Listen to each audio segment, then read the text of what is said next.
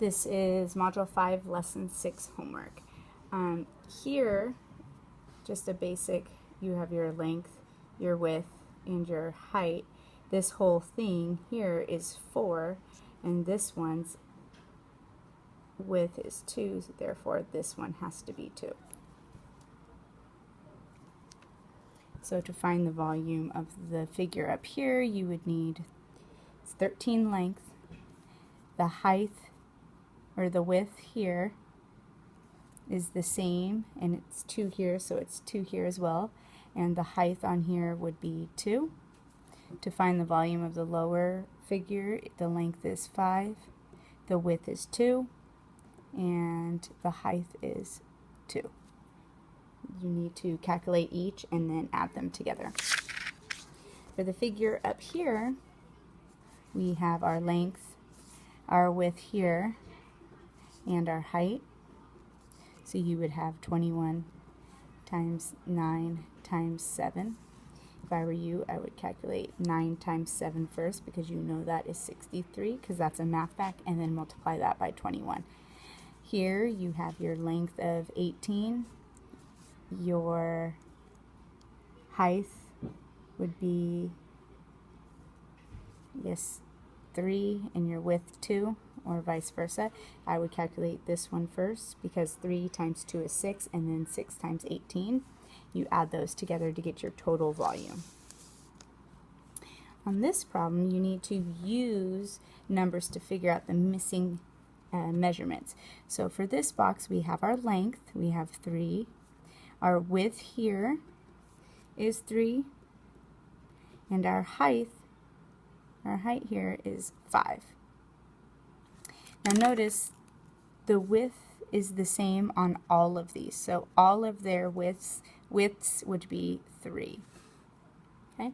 For the second box, we know the distance from here to here is 5, and then from here to here would be 6.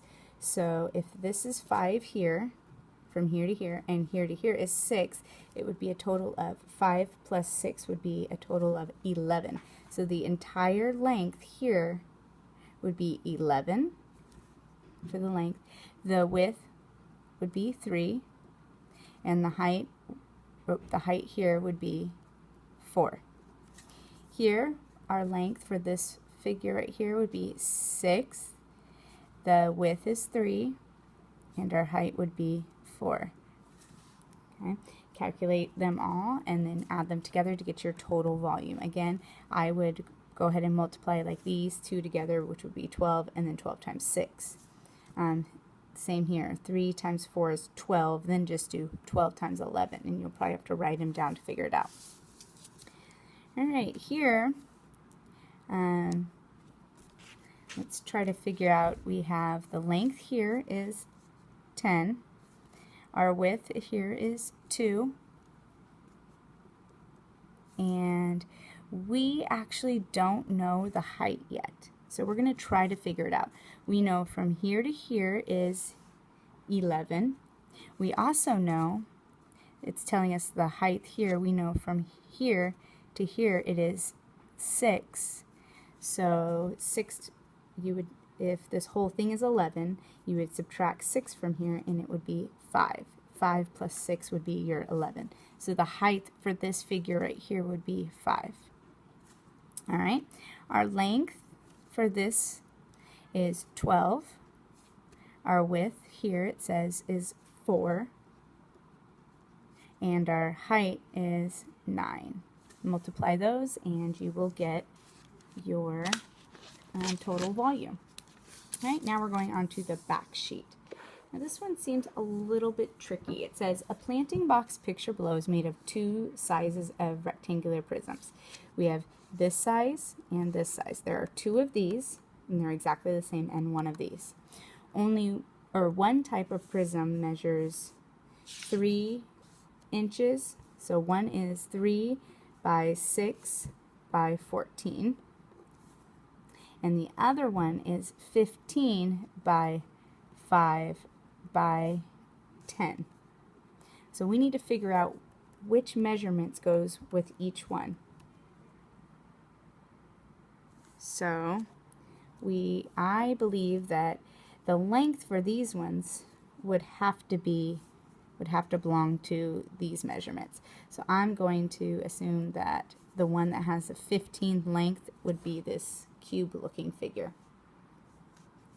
So and then it says, what is the total volume of 3 such boxes? Well, for this one you would calculate the volume of this box, and it would be I would probably go 5 times 10 would be 50 times 15 to get the volume for here. Now this one, once you calculate the volume of one of these, you would multiply it by 2, since there are 2 exact same figures, and then you would add all 3 of them together. So once you get the volume of this one, which is here, you would then need to multiply it by 2 and then add the volume of this guy. The combined volume of 2 identical cubes is 250 cubic centimeters. What is the measure of one cube's edge? Okay, so there's 2 things. Well, first we have 2 identical cubes, and they measure 250 cubic. So we need to know 250 divided by 2 would be 125. Then it says, what is the measurement of 1 cube? So remember, to find the volume, you need to do the length times width times height, and we know that it's going to be 125 centimeters cubed. You also know that a cube has all sides equal, so you need to find a number that when it has to be the same number, like 1, 1, 1. 1 times 1 would be 1, times 1 would be 1. Or if you want to try 2. 2 times 2 would be 4, times another 2 would be 8. So you need to figure out what number, when multiplied, would get you to 125. So I would try guess and check. So I will try 3. 3 times 3 would be 9, and then 9 times 3 would be 27. So that doesn't work. So I would keep going until I get a total of 125. Right, number 4. A fish tank has a base area of 45 centimeters squared. So remember, the base area is just the bottom. It would be your one layer, just your one layer bottom. And remember, your area times your height equals your volume. Okay, so let's fill in all of our numbers on our picture here. It is filled with water to a depth of 12 centimeters. Remember, the depth is how high it is. So our depth here is 12. That's where the water line is. If the height of the fish tank, so from here, so the total height from here to here, that's the height of the fish tank, it would be 25. Okay? And it says how much more water will be needed. So we need to figure out what. This is the space where the water is empty.